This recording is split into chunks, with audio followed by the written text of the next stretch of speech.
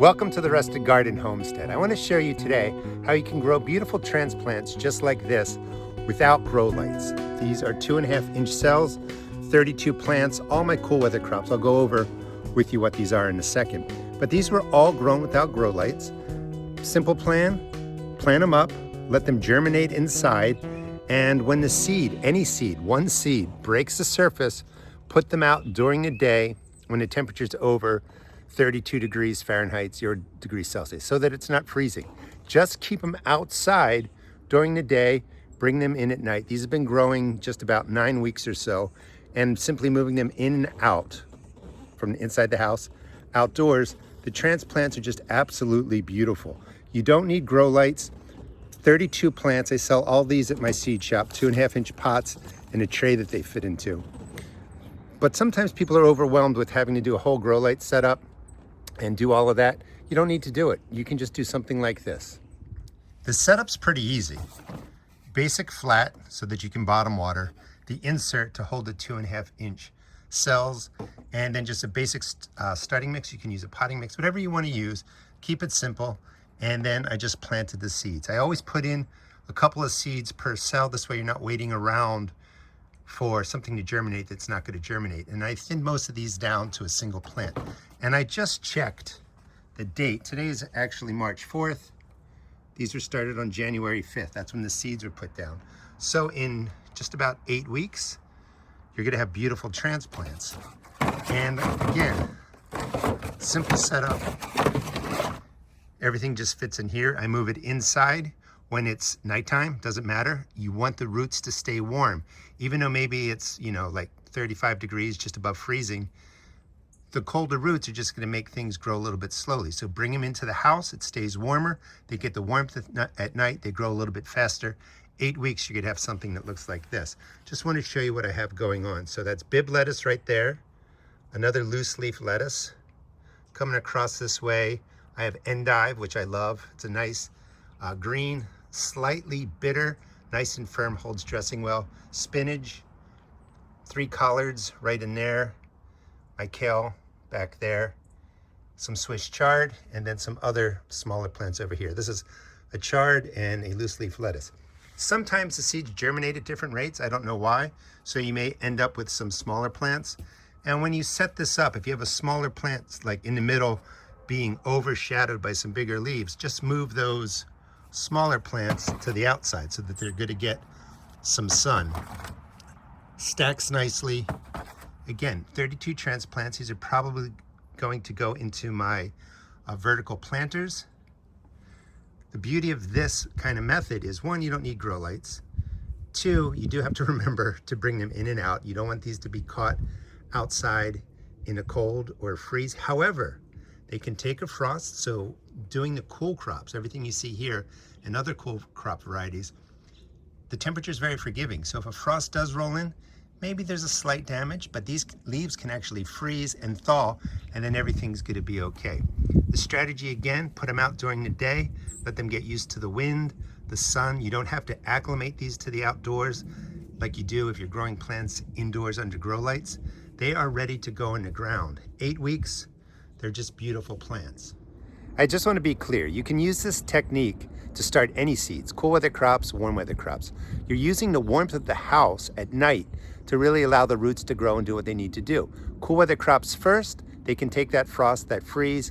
Warm weather crops will come second. The quick basics on watering and fertilizing. I like to use a sterile seed starting mix. I use boiling water to sterilize the mix so you don't get fungus gnats. Now, when you're moving stuff outside, inside, outside, there's a chance you're going to get insects, and that's just something you kind of have to deal with. However, there's not much going on with these. It's still cold out. We're still getting freezing nights, so there's not a lot of insects around, but you do have to, keep an eye on things. Watering, you always want the top of the seed starting mix to go from a dark brown. Here's a good example. That one's nice and saturated still. That means there's plenty of moisture in there. As the plants start to dry, you see some light brown, starting to form up here. These are always going to dry from the top down. So you wait till the top is a nice light brown. That means the water's gone. There's moisture way down here. Wait a day, 2 days, 3 days. When they're smaller, You can wait longer. When they're larger, you probably have to water within a day or two. But you want the tops to dry. That's just good hygiene for the plants. And you don't want these to stay saturated 24/7. Let the tops dry, you're good to go. I don't put any fertilizer into my seed starting mix, but I do water with a water-soluble fertilizer. You can use whatever you want. Any organic fertilizer is fine. Water-soluble means the plants can use the N, P, and K, nitrogen, phosphorus, potassium, right away. And you can pretty much use that at regular strength when you're doing it this way. There's a lot of soil, so you don't have to worry about over-concentrating your organic fertilizers in the starting mix. You don't want to overfeed your plants because that can damage them. If you're going to use the chemical types, everything is a chemical, but a chemical type usually meaning, processed and created by people through synthesizing. Doesn't mean that it's fake. It just means that they are chemicals that are reacted together to form nitrogen, phosphorus, potassium. I don't want to go down that rabbit hole with you all, but they're safe to use. But use them at quarter strength. You don't want a lot. Like the chemical fertilizers are often like a 24, 12, 18 N, P, and K. That's just way too high. Cut it down to a quarter strength. Now, when I first put in the plants, they haven't germinated yet. They're not getting fed. Once they break the surface about 7 to 10 days later, I will give them a light drink of a water-soluble fertilizer. When they get to about this size, I'll start feeding them at least once a week with that diluted water-soluble fertilizer. And you can see that they're just absolutely beautiful. Slow and steady. If the plants, for some reason, look a little yellow, look a little pale, aren't growing as quickly as you want, you can give them some more. You can give them some more of the water-soluble fertilizer. The whole key, slow and steady, don't overdo it. These are just absolutely beautiful transplants. They are ready to go in the garden. This is a really easy way to grow transplants. I hope you give it a try.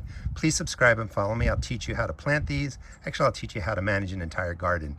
I do real-time videos every week over the gardening season. This is really simple. Again, please give it a try. 32 plants back in the container. Real easy to lift and manage. They come out, they sit here. South is directly that way. And then when the cold temperatures are coming and at night, I just bring them inside and they just sit there on the other side of the door. This is really easy to do. Why do we want to start transplants indoors? It's pretty simple. You're going to get food sooner to your table. This is my bed, a couple of them, where I direct sow seeds, and some of these went in on February 28th. The ground has been cold.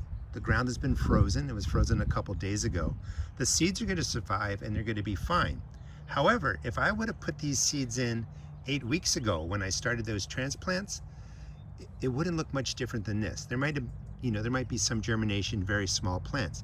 Because the ground is freezing, because the temperatures are cold at night, those seeds that germinate in anywhere from 5 to 10 days indoors could take 3, 4, 5 times as long to germinate outdoors.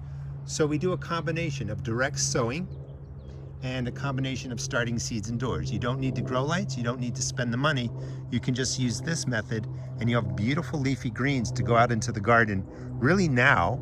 And then I have my second wave of plants right here that will germinate and grow as it begins to warm. I'll harvest those transplants and then I'll come and harvest the plants you see here, or you'll see here shortly.